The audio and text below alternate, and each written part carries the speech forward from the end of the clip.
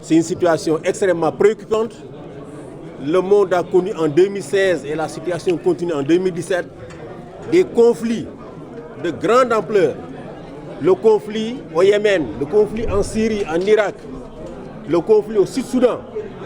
Tous ces conflits ont fait des centaines de milliers de morts. Malheureusement, en même temps, les États se sont barricadés. Beaucoup d'États du monde se sont barricadés. D'autres ont mis beaucoup de restrictions à l'accueil des réfugiés.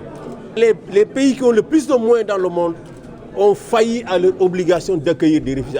À l'exception notoire de l'Allemagne, la plupart de ces pays ont failli à leurs obligations d'accueillir des réfugiés. Pour ce qui concerne notre pays, le Sénégal, les préoccupations sont restées pratiquement les mêmes.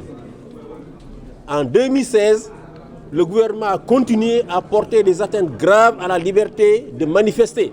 La liberté d'expression, c'est elle qui permet aux autorités d'entendre les populations, d'entendre leurs problèmes, leurs griefs.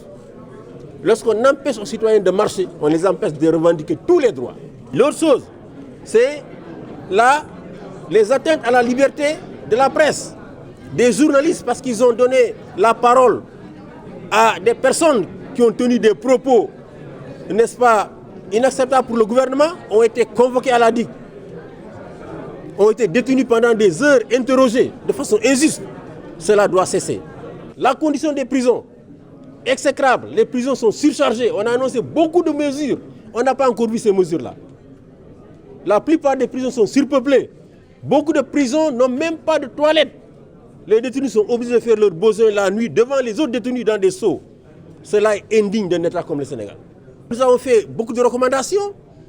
La première recommandation que nous faisons, évidemment, c'est de respecter la liberté d'expression et de manifester en donnant des instructions claires au préfet, en disant au préfet de façon très claire que c'est une liberté fondamentale proclamée par la Constitution et qu'ils ne peuvent pas, de façon totalement injustifiée, en priver les citoyens.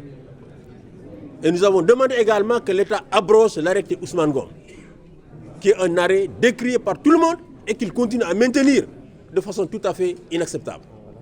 Nous avons également demandé dans ce document que le code de l'enfant, n'est-ce pas, soit adopté pour renforcer le cadre juridique de protection des enfants. Et, entre autres mesures, et également, nous avons demandé que des mesures soient prises pour que les droits humains des communautés affectées par l'exploitation minière soient acceptés, soient respectés. En l'occurrence, que l'orpaillage soit protégé. Il faut que les sociétés minières qui travaillent au Sénégal soient moins gourmandes. Nous avons évidemment signalé comme avancée la décision du gouvernement de retirer les enfants de la rue. Cette décision n'a pas encore fini de s'exécuter, mais nous voulons encourager l'État du Sénégal à poursuivre ce retrait-là et à faire en sorte que les enfants puissent continuer à apprendre le Coran. L'apprentissage du Coran est un besoin du peuple sénégalais.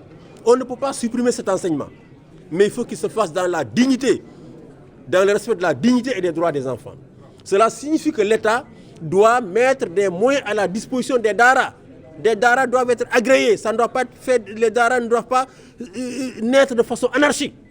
Des daras doivent être agréés et l'État doit donner des moyens aux daras pour faire cet enseignement. Les enfants qui vont les daras sont les fils des contribuables sénégalais, comme les fils de ceux qui vont dans l'école publique. Donc l'État doit subventionner les daras, agréer les daras, les subventionner et permettre à ce que l'enseignement coranique se fasse dans des conditions de respect de la dignité des enfants.